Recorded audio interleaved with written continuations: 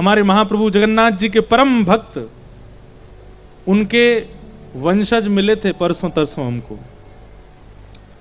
बंधु महंती, जो कि ना तो धनवान है और ना एक श्रेष्ठ जाति में जन्मे हैं, लेकिन जगन्नाथपुरी से कुछ दूरी पर उड़ीसा के एक गांव में रहते हैं और भिक्षा मांगते हैं घर घर जाकर के। जो मिल जाता है उसी से स्वयं पाते हैं, पत्नी को पवाते हैं, 2 बालक हैं उनको पवाते हैं बस। लेकिन कभी कभी ठाकुर जी इतनी परीक्षा ले लेते हैं कि आज 5 दिन निकल गए और बंधु महंती को पाने के लिए किसी ने भिक्षा नहीं दी है। सब लोग इधर देखो, सावधानी से सुनो। पत्नी व्याकुल है और पता क्या करते हैं, बंधु महंती का नियम है, भिक्षा लेकर के आते हैं घर घर से या बैठ जाते हैं रोड के किनारे, जो दे देता है उसको ला करके पत्नी बच्चे और स्वयं पाल लेते हैं। और पवाने के पीछे शर्त रखते हैं, क्या? पाने के बाद नाम जप करोगे, ठाकुर जी का स्मरण करोगे, भजन करोगे, कीर्तन करोगे। करताल बजा करके अपने पत्नी बच्चों के साथ कीर्तन करते हैं। 5 दिन हो गए, अन्न नहीं पाया तो पत्नी बोली, अब तो अन्न मिला नहीं तो फिर कीर्तन भी नहीं होगा। अन्न मिलेगा तो कीर्तन होगा ना, कुछ खाने को मिलेगा, पेट में जाएगा तभी तो स्वर निकलेगा, तभी तो ताल बजेगी, तभी तो नृत्य होगा, कीर्तन रुक जाएगा। अब बंधु महंती को इस बात की चिंता नहीं है कि अन्न नहीं मिल रहा है, उसको इस बात की चिंता कीर्तन नहीं करेगी। सब जगह जाते हैं, चरणों में गिर गिर करके कहते हैं कि मुझे कुछ दे दीजिए, कुछ घर में बनेगा, ठाकुर जी को निवेदित करेंगे तो फिर कीर्तन नहीं रुकेगा। लेकिन आज ठाकुर जी ने ऐसी परीक्षा ली बंधु महंती जी की कि सप्ताह निकल गया और किसी ने कुछ नहीं दिया। बंधु महंती सोचते हैं क्या करूं, कीर्तन नहीं होता है, बच्चे भूखे रोते हैं, पत्नी कहती है कि अन्न मिले तो कीर्तन हो।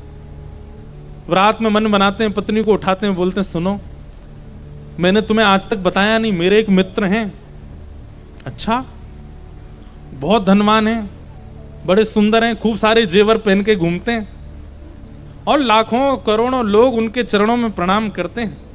अच्छा तुम्हारे मित्र हैं? बोले हाँ मेरे मित्र हैं, मुझे अपना सखा मानते हैं। क्या नाम है उनका? बोले मेरा और उनका एक जैसे ही नाम है, मेरा बंधु महंती नाम है, उनका दीन बंधु नाम है, उनका नाम दीन बंधु, हम दोनों मित्र हैं एक दूसरे के। अच्छा दीन बंधु नाम है, कहाँ रहते हैं वो? देवी मेरा मन है कि मैं और तुम और बच्चे सब उनके पास चलें, वो हमें भोजन जरूर खिलाएंगे। भोजन का नाम सुनती पत्नी इतनी खुश हो गई जैसे पति आज के डेट में गए डायमंड देने को बोल दे या हीरे जवाहरात देने को बोल दे, खूब सारी ज्वेलरी। पत्नी भोजन देंगे? बोले भोजन, दाल देंगे, भात देंगे और साथ में छेना पोड़ा देंगे, आदि आदि सब देंगे। ये सब सुनकर के हम चलें उनके पास, चलो बच्चे सो रहे हैं, मैं गोद में उठा लेती हूँ, चलते। देवी चल तो देंगे लेकिन थोड़ा समय लगेगा। कोई बात नहीं, सुबह तक तो पहुंच जाए। सुबह तक नहीं देवी, 5 दिन का समय लगेगा। पत्नी बोली 5 दिन? कहाँ रहते हैं? बोले एक नीलाचल धाम है जगन्नाथपुर, मेरे दीन बंधु वहां रहते हैं। पत्नी से झूठ बोला है, मेरे मित्र हैं। कोई बात नहीं, हम सह लेंगे, लेकिन भोजन तो मिलेगा ना वहां पर? हाँ मिलेगा ना, मेरे मित्र हैं। भोजन की बात करती है, वो वस्त्र भी देंगे, अन्न भी देंगे, रहने को घर भी देंगे, चल।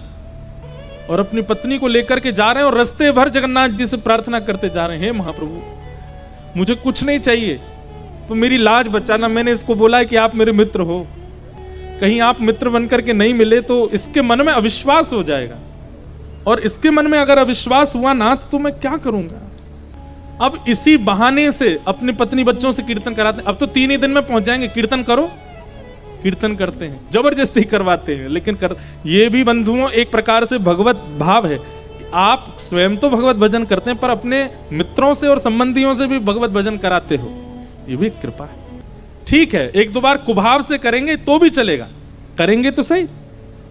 अपनी पत्नी बच्चों को लेकर के बंधु महंती पहुंच गए जगन्नाथपुरी। 5 दिन हो गए चलते चलते, कुछ खाया पिया पिछले 7 दिन से नहीं खाया, 5 दिनों। बच्चे भूखे प्यासे तड़प रहे हैं, तो कहीं से नरम पत्ते तोड़ के ले आते हैं, कुछ ऐसे सामान मिल जाता है तो बच्चों को खिला देते हैं। जैसे ही जगन्नाथपुरी पहुंचे, दूर से ही नील चक्र दिखाई दिया, ध्वजा लहरा रही है महाप्रभु जगन्नाथ जी की। देख करके अपनी पत्नी बोले, देखो वो जो ध्वजा दिख रही है ना? बोले हाँ, उसी के नीचे ही मेरे मित्र बैठते हैं, वो उनके घर की ध्वजा है। बस हम तो बच्चे तो नाचने लगे, कूदने लगे, पत्नी भी आनंदित हो गई।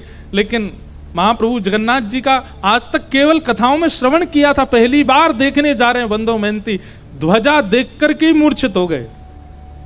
पत्नी ने बड़ी मुश्किल से होश में लाए।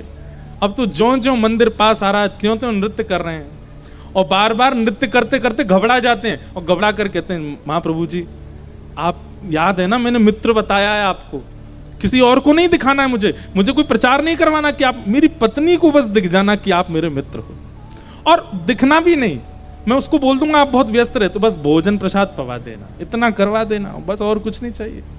महाप्रभु जी के मंदिर पहुंचे, जाने कितनी बार ठाकुर जी की स्मृति में बेहोश हो गए। जगन्नाथ जी के मंदिर में प्रवेश किया, महाप्रभु जी के सामने जैसे ही पहुंचे, जगन्नाथ स्वामी नयन पथगामी भवतु में, महाप्रभु जी के जब विशाल नेत्रों का दर्शन और ये आजानुलंबित भुजाओं का दर्शन किया, बंदो मेहनती नाचने लगे, दौड़ने लगे भीतर की ओर, मानो जैसे महाप्रभु जी बुला रहे हो। देख मैंने कही थी ना मेरे मित्र हैं, मुझे देखती देख भुजा खड़ी कर ली इन्होंने, कह रहे आजा गले मिल ले।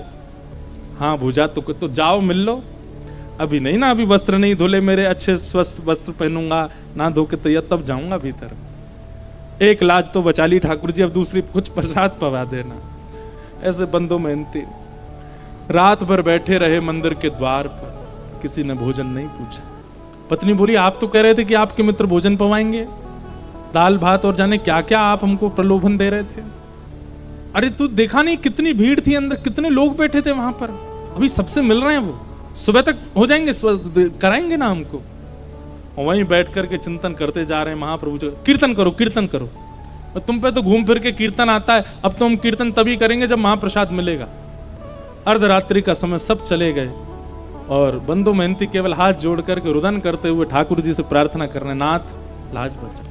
और तभी महाप्रभु जगन्नाथ जी एक ब्राह्मण का रूप धारण करके आए, अपनी सुंदर थाल में महाप्रसाद स्वयं गए रसोई में ठाकुर जी, और जो महाप्रसाद रखा था जगह जगह से हंडियां उतार करके अपने हाथों से ही महाप्रसाद धर रहे हैं, अपने हाथ से ही दाल ला रहे हैं, और फिर ढूंढ रहे हैं कौन कौन सी सामग्री कहाँ धरी है। सब जगह से, जैसे कोई थाल, माता थाल लगाती है बालक के लिए, उसको ये अच्छा लगता है ये भी पवा देते हैं, ये अच्छा लगता है ये भी तो महाप्रभु जी देख रहे हैं मेरे को भोग में क्या क्या अच्छा लगता है, वो सब सामग्री ढूंढ ढूंढ के निकाल रहे हैं। कटहल की सब्जी धरो, महाप्रसाद धरो, खिचड़ी धरो, इसमें दाल धरो, ये धरो, सब पूरा थाल अपने हाथों से सजा रहे हैं। सुभद्रा जी बलभद्र जी देख करके कितने प्रसन्न हो रहे हैं, वाह आज महाप्रभु, पूरी दुनिया इनकी थाल लगाती है लेकिन आज खुद थाल लगा के लेके जा रहे हैं। ठाकुर जी को अपनी थाली लगानी नहीं आती, उनको क्या चाव से बैठे रहते हैं, लाडले लाल हैं, दूसरे लगा लगा के देते हैं, पर आज बंदो मेहनती की थाल खुद लगा रहे हैं। और थाल के ऊपर वस्त्र रख करके अपने कंधा पे, विशाल थाल है, कंधा पर रख करके ठाकुर जी बाहर आए, और बाहर आकर अरे कोई बंदो मेहनती नाम का आया है क्या? बंदो मेहनती तो नाम सुनकर के, मेरा नाम किसको पता भाई? मन में सोचा, पत्नी तो सो गई है, मन में सोचा कोई और होगा बंदो मेहनती मेरे जैसा, लेकिन देखा कोई और है भी नहीं, अकेला मैं ही बैठा हूं। ठाकुर जी बड़ी अपनी भौं चढ़ा करके, और जैसे कोई बिना भाव दिए बात करता ना, ऐसी बात कर रहे हैं, ए भाई कौन हो तुम, कहां से आ गए हो, ये फटे पुराने लत्ते पहन, यहाँ बाहर निकलो, यहां से चले जाएंगे भगवान, पर हम ही बंदो मेहनती हैं। तुम बंदो मेहनती हो? बोले हाँ। अच्छा अपना और परिचय बताओ। बोले और तो क्या परिचय है?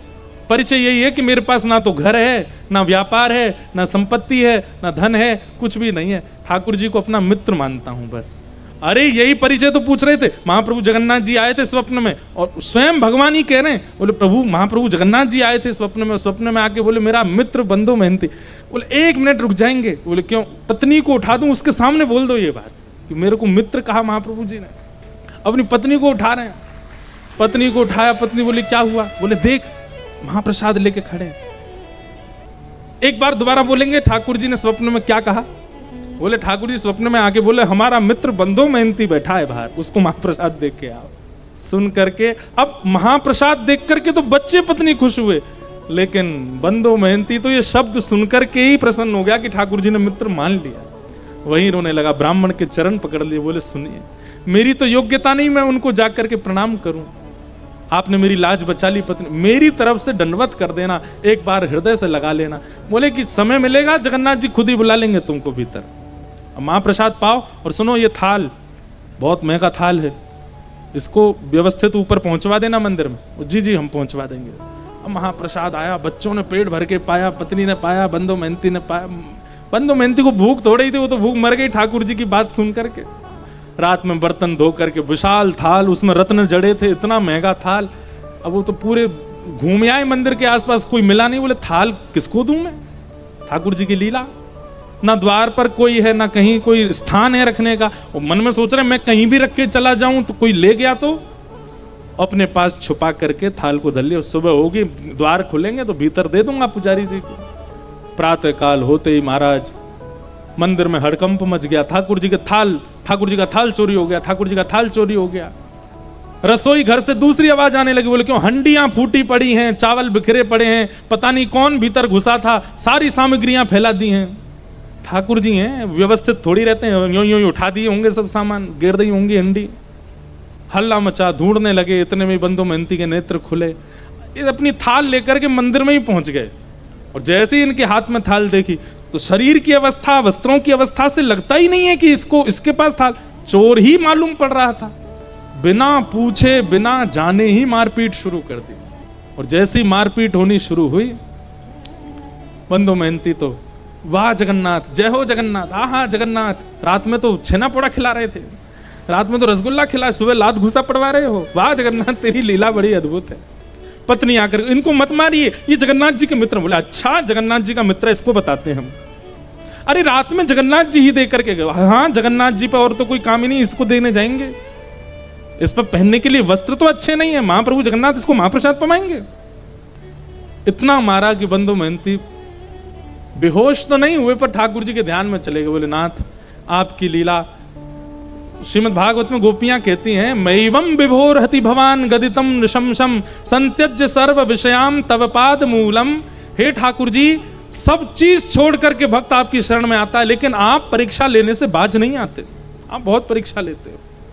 बंधु महंती चिंतन कर रहा, वाह नाथ, आप चाहो तो सब कुछ देते हैं और आप चाहो तो मारते पीटते भी।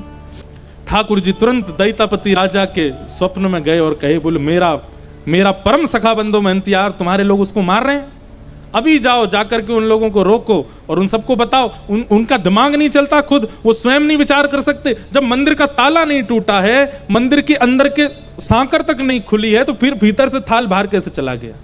अरे मानव को ताला तोड़ना पड़ेगा, सांकर खोलनी पड़ेगी, तभी वो किसी सामग्री को चुरा सकता है। पर मेरे लिए कोई द्वार नहीं होता, कोई ताला नहीं, मैं जहां चाहूं जा सकता हूं। बता दो, थाल वो नहीं लेके आया, मैं दे के आया, मेरा मित्र बंधु महंती आया। राजा ने आकर के सबको रोका। बोले क्यों मार रहे हो? इन्होंने बोले थाल चुराया, ताला खुला हुआ मिला था क्या? बोले नहीं। बोले रसोई घर में सब सामग्री फैली थी। बोले रसोई के ताले खुले हुए? तो बोले नहीं। बोले भाई जब ताले ही टूटे नहीं तो फिर ये सामग्री बाहर कैसे आई? विचार किया तुमने? बोले स्वयं जगन्नाथ जी देख करके गए। जगन्नाथ जी की आज्ञा बता करके क्षमा मांगी और महाप्रभु जगन्नाथ जी ने आज्ञा कर दी। बोले आज से हमारे मंदिर में सब जो भी कुछ धन राशि आती है, जो भी, वो सब सेवा बंधु महंती को प्रदान करो, इनको हमारे मंदिर की सेवा दे दो।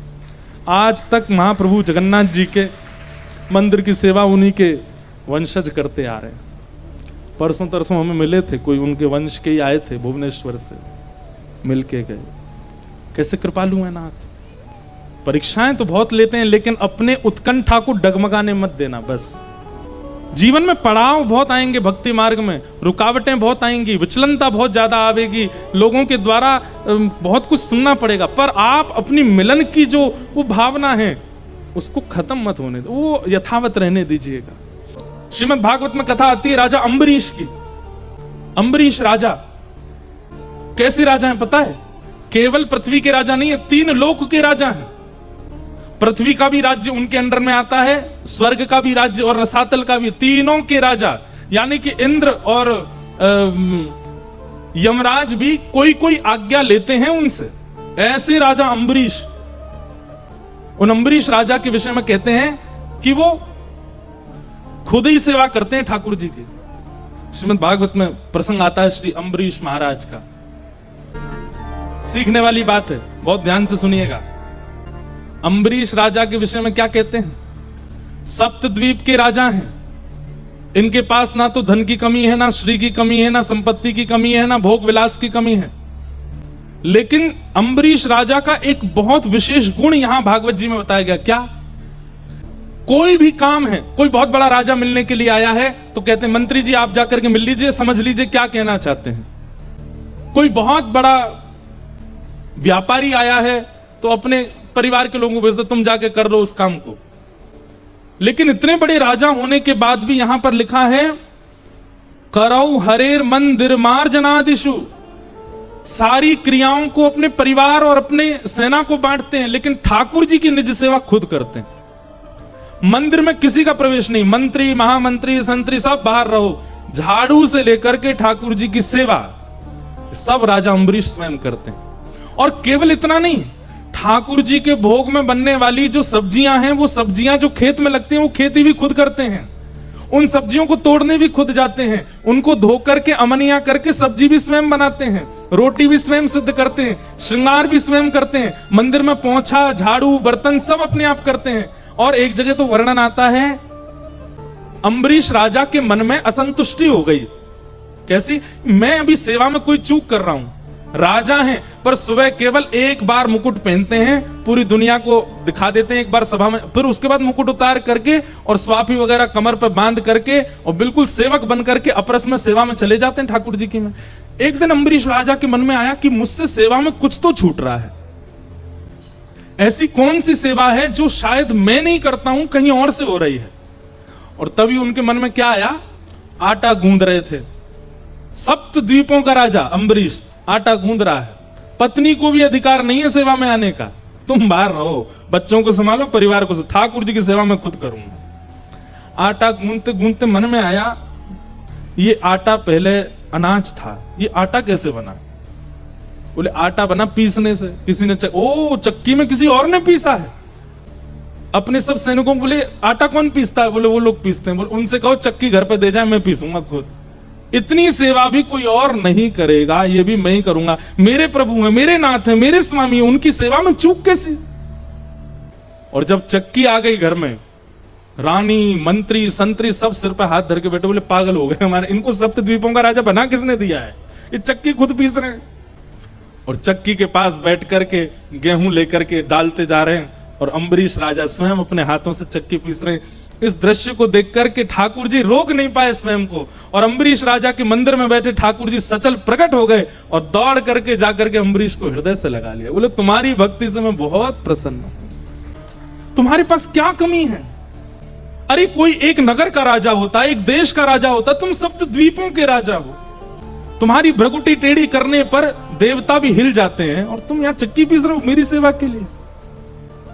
अम्बरीश राजा बोला भगवान आपकी बहुत बड़ी कृपा, आप आए, लेकिन मेरी आपसे प्रार्थना है दोबारा जाके वहीं बैठ जाओ, क्योंकि अभी मेरी सेवा का समय है, मुझे चक्की पीस करके आटा निकाल के गूंद के रोटी बना के भोग लगाना है, भोग में विलंब हो जाएगा, बाद में मिलिएगा मुझसे आगे, पहले जाओ। मतलब ठाकुर जी प्रकट हो गए, उससे प्रसन्न हैं, लेकिन अपनी सेवा नहीं छोड़ रहे हैं। ऐसे सेवा अम्बरीश राजा की। श्रीमद् भागवत में उनको भक्त राज कहा गया है। एक दिन अम्बरीश राजा चक्की पीस रहे थे, जेठ का महीना, भयंकर गर्मी, तो अम्बरीश को पसीने आ गए। अब अपने पसीने नहीं पहुंच रहे हैं, क्यों? क्योंकि कहीं एक बूंद भी गिर गया आटे में तो सेवा खंडित हो जाएगी, तो अपना मुख दूर करके ऐसे चक्की पीस रहे थे। इतने में ही अम्बरीश राजा को लगता बड़ी ठंडी ठंडी हवा आ रही है और हवा में चंदन की सुगंधी, इत्र की सुगंधी, केसर की सुगंधी आ रही है। अम्बरीश राजा ने नेत्र खोल करके देखा तो ठाकुर जी बगल में खड़े अपनी पीतांबरी से हवा कर रहे थे। अम्बरीश राजा अम्बरीश के तो नेत्र सजल हो गए, चरणों में गिर गया, भगवान ये क्या कर रहे हैं आप? ये आपको शोभा नहीं देता है, आप परमात्मा हैं, आप भक्त की सेवा नहीं कर सकते। तुमने कभी विचार किया कि तुम सप्त द्वीपों के राजा हो और पूरा दिन मेरी सेवा में रहते हो, तो सप्त द्वीपों का संचार कैसे होता है? जब भक्त अपना संपूर्ण मुझे निवेदित कर देता है तो फिर उस भक्त का जीवन कैसे चलेगा? यहां लोगों की शिकायत नहीं खत्म होती, महाराज जी नाम जप कैसे करें, क्यों पढ़ाई बची है, नाम जप कैसे करें, अभी तो जॉब बची है, नाम जप कैसे करें, हमें तो घर के लिए कमाना है, गृहस्थाश्रम में रहते हैं, पत्नी के लिए आदि आदि, इतनी शिकायतें करते हैं।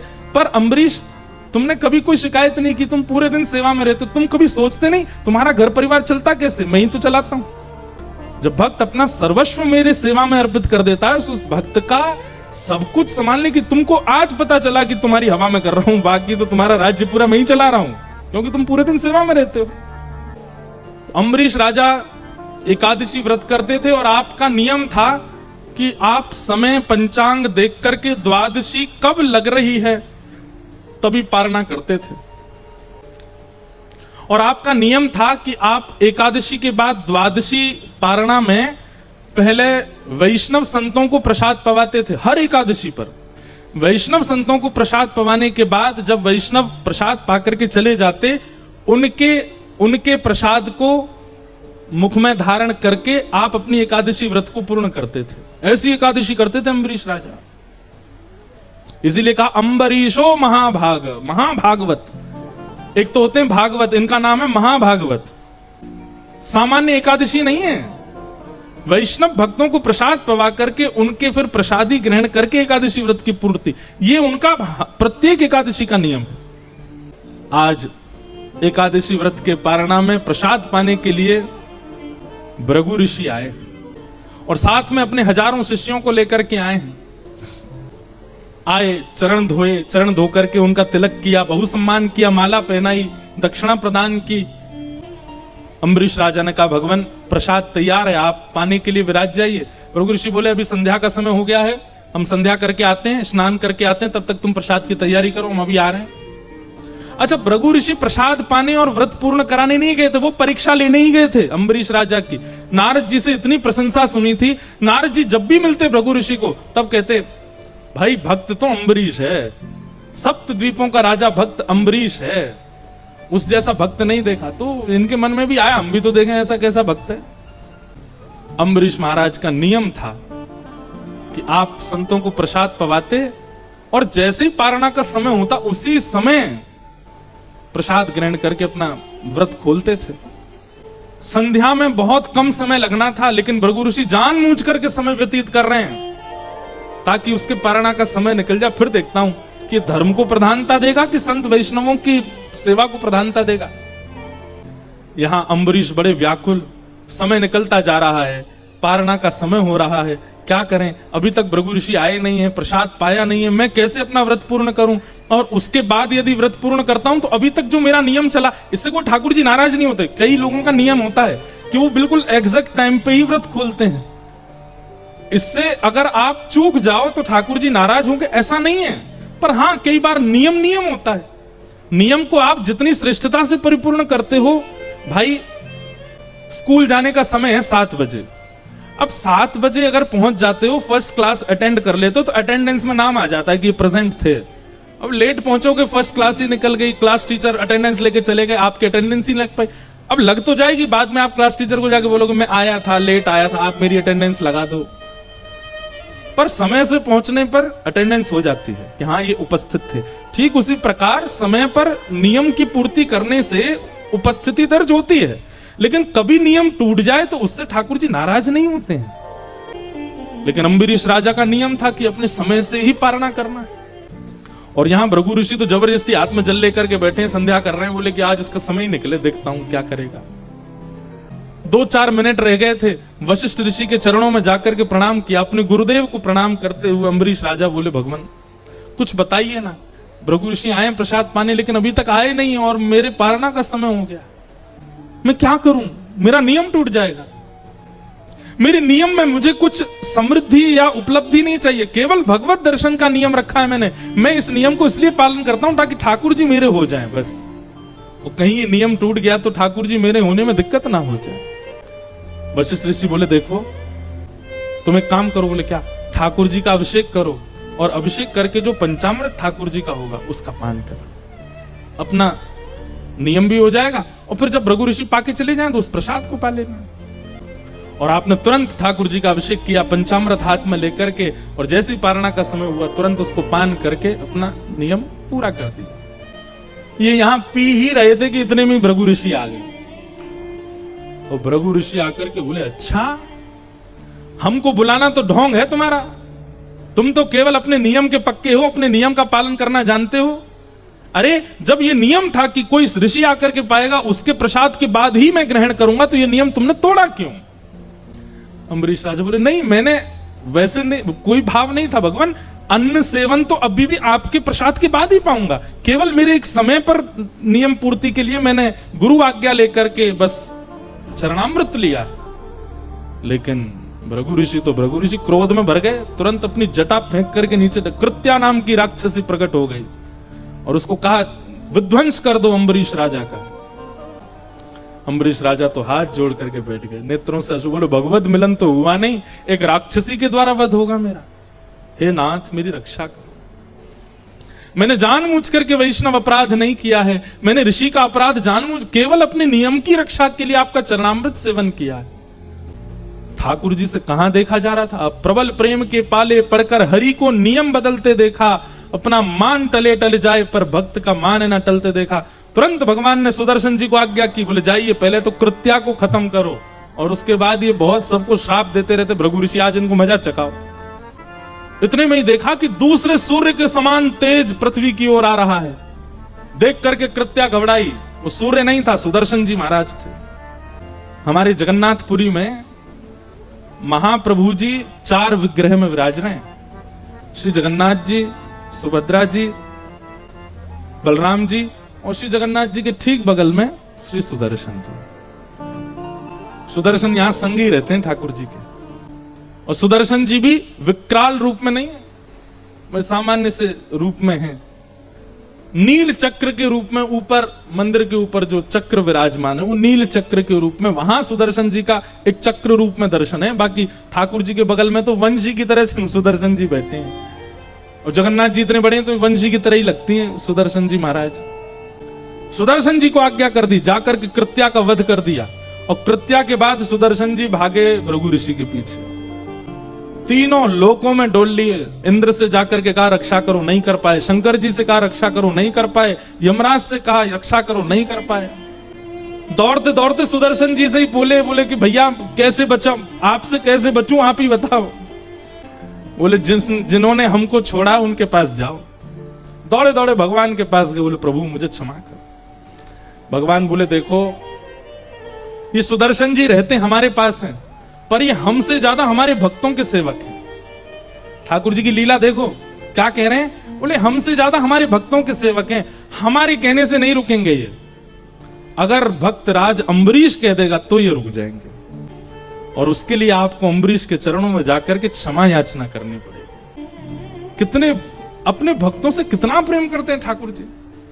भृगु ऋषि बोले आप एक बार कह के तो देखिए। भगवान बोले सुदर्शन जी रुक जाओ, सुदर्शन जी रुक जाओ। सुदर्शन जी रुके नहीं, भीतर से सब पता है आपस में। सुदर्शन जी तो और उग्र रूप में, देखो रुके ही नहीं रहे, सुन ही नहीं रहे हमारी, जाओ अम्बरीश राजा के पास जाओ।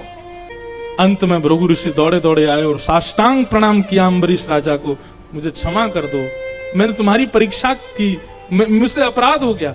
अम्बरीश राजा के तो नेत्र सजल हो गए, दंडवत। बोले नहीं भगवान आप कृपा करके मुझे प्रणाम ना करें। बोले एक बार कह दो क्षमा कर। बोले नहीं आपने कुछ किया ही नहीं, मैं क्यों कहूं। बोले भैया तू देरी करेगा ये मुझे मार देंगे, तू बोल दे एक बार। अंत में अम्बरीश जी ने सुदर्शन जी से प्रार्थना की कि आप इनको कुछ मत कहो। तुरंत सुदर्शन जी शांत हो गए, लौट करके वापस चले गए। भृगु ऋषि के चरण धोए। भृगु ऋषि के भाई तुम हाथ ही मत लगाओ हमको। अम्बरीश तुम भाई क्या तुमने ठाकुर जी को वश में कर रखा है अपने। अरे भगवान के आयुध भी उनके कहने से नहीं रुकते हैं, तुम्हारे कहने से रुकते हैं। अम्बरीश राजा के नेत्र सजे। बोले ये मैंने कुछ नहीं किया, सब ठाकुर जी की लीला है। श्री मद्भागवत में भगवान स्वयं कहते हैं, हे भृगु महाराज मैं अपने भक्तों के पराधीन हूं। वो कभी नहीं चाहेंगे कि कुछ ऐसा हो, पर मैं उनके मन की रक्षा करता हूं, मैं उनके भाव की रक्षा करता हूं। मुझे पूरे विश्व मेरे अधीन है, पर मैं अपने भक्तों के अधीन हूं। मैं अपने भक्तों के चाही क्रिया करता हूं। इसलिए मेरे भक्तों का कभी भी आप अपराध मत करना, क्योंकि उनका अपमान होने पर वो तो क्षमा कर देंगे, पर मैं क्षमा नहीं करता हूं, मैं नहीं छोड़ता हूं। इसलिए दुनिया में बंधुओं कोई भी अपराध हो जाए सबसे क्षमा मिल जाएगी, लेकिन कभी किसी वैष्णव का अपराध मत करना, किसी भक्त का अपराध मत करना। ठाकुर जी को वो प्रिय नहीं। ध्रुव जी महाराज को 5 महीने में ठाकुर जी मिल गए, और ठाकुर जी ने मिलकर के ध्रुव जी की स्तुति श्रवण करी। ध्रुव जी महाराज ने भगवान की पावन स्तुति गा करके चरणों में प्रणाम करके कहा, भगवान मुझे आपकी कथा का व्यसन हो जाए, कृपा करके ऐसा अनुग्रह कर दो। भगवान ने ध्रुव के ऊपर कृपा की। 36,000 वर्ष तक ध्रुव जी ने पृथ्वी पर राज्य किया। तत्पश्चात ध्रुव जी महाराज श्री भगवत धाम को प्रस्थान किए, और भगवान ने उनको एक नवीन लोक बना करके दिया, जिसका नाम ही है ध्रुव लोक। वहीं पर श्री ध्रुव जी महाराज नित्य बैठ करके भगवान का आराधन और दर्शन करते हैं। बोलो भक्त वत्सल भगवान की।